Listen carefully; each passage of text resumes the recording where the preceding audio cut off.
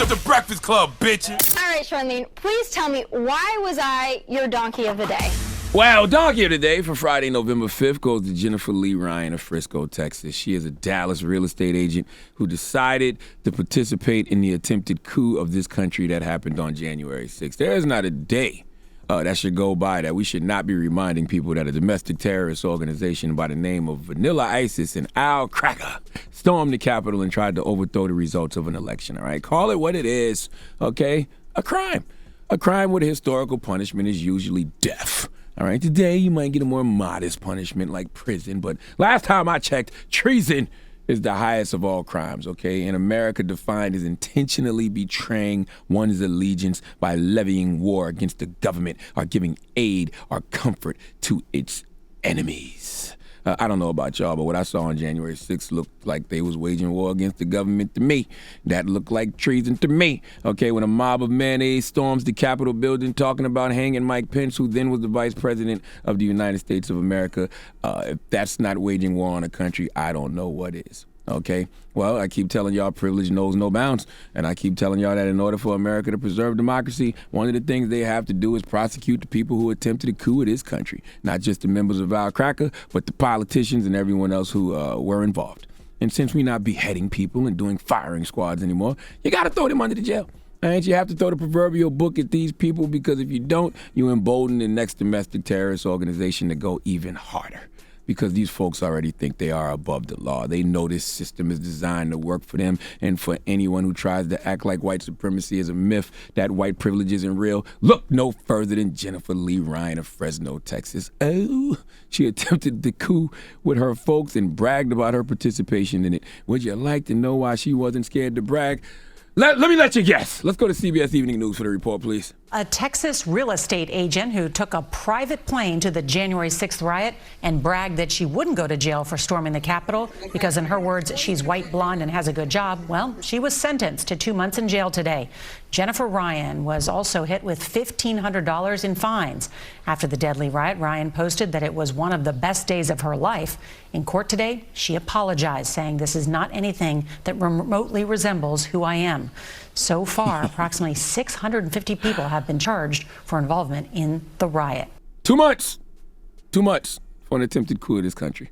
All you need to know about white privilege summed up for you on this Friday morning, okay? I'm going to participate in this attempted coup of the government simply because I'm white and can get away with it. Her words, not mine, okay?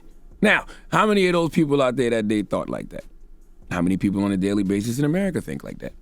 America, you have created all these monsters, and now all these monsters are coming to cannibalize your country, okay? All of these lawless, reckless, unpatriotic white folks who think they can get away with crime. Oh, let me rephrase. All of these lawless, reckless, unpatriotic, crack-ass crackers who think they can get away with crime just because they are white are absolutely positively the niggas you thought black people would be, all right? You need to over-police them the way you over-police black and brown people, okay? Black and brown people are not out here talking about hanging vice presidents. Black and brown people just fighting for our right to vote. Y'all out here fighting to overthrow elections, okay? We are not the same, all right? And please, America, don't turn a blind eye to any of this. And when I say America, I mean good white people, all right? GWPs, good white people have to draw a line in the sand against these crack-ass crackers because these are beds that you made. All right, and you cannot lie in the beds with these people. All right, you cannot call yourself a good white person if you don't use your privilege to combat that type of prejudice. And if you do turn a blind eye, all right, to them crack-ass crackers, just remember that privilege is when you think something is not a problem because it's not a problem to you personally. Please give Jennifer Lee Ryan of Frisco, Texas, the biggest hee-haw. Matter of fact, let Kathy Griffin get some of that. Please give this giant jar of mayo the biggest hee-haw. Does Chelsea Handler, does she want to chime in, maybe? Hee-haw, hee-haw. That is way too much Dan mayonnaise. What about my OG Chris Rock? Chris Rock got anything to say? Cracker ass cracker. Okay, just want everybody to be heard this morning. That's all. All right. Well, thank you for that donkey of the day. Mm-hmm. All right. Now, when we come back, we just played a clip of Kanye talking about John Legend and Big Sean. This is off Shout to Nori's podcast. Drink Champs with DJ EFN.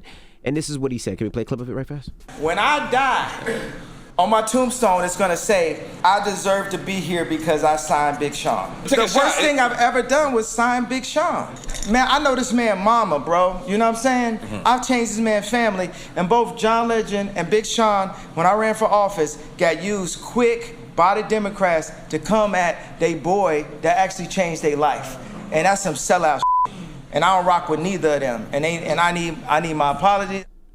You can't say the worst thing you ever did was sign Big Sean when you owe Big Sean money. You made a lot of money off of Big Sean, money that you still owe him, which is something that I don't know if it came up in the Drink Champs interview. Remember Big Sean was saying that, you know, Ye owed him some money? And Big Sean is not signed to Good Music anymore either, because he had posted that his next album is, you know, he did it all himself. So. Yeah, neither is John Legend. But he still owed money. Right. Right, but Kanye still owes him money. And it feels like the issue is really over political beliefs, right? He believes that they got used by the Democrats. They didn't vote for him when he was running for president. But Kanye got used by the Republicans. So, I mean, and by the way, I can't say that John Legend and Big Sean got used by Democrats. Kanye really got used by the Republicans. Right, but the question is, let's open up the phone lines, 800-585-1051. Kanye was in bed with the Republicans. Does Kanye have a point?